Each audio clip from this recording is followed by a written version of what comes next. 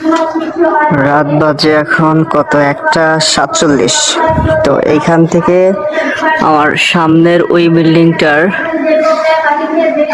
Distance কত হবে, প্রায় 150 মিটার। 8 তলায় কোনো ভাই পড়তেছে, তো সম্ভবত ইন্টার সেকেন্ডারি স্টুডেন্ট, কেমিস্ট্রি পড়তেছে।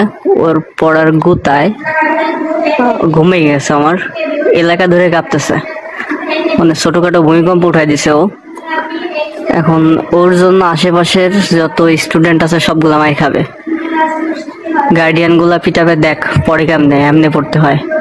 মানে ওর এইম হচ্ছে, আমি তো জ্বলতেছি, পাশের গুলার ও জ্বালাবো। ও পড়তেছে গ্লাইকোলাইসিস বলে।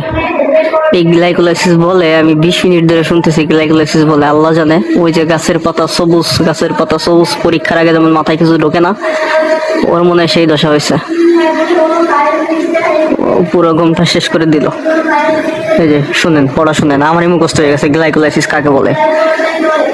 না, এখন তো আবার বলে গ্লাইকোলোজেন বলে। চুপ হয়ে গেছে ভাই। হ্যাঁ, আল্লাহ জানে মোবাইল খেয়ে পড়তেছে কিনা, এত সাউন্ড, আল্লাহ গো।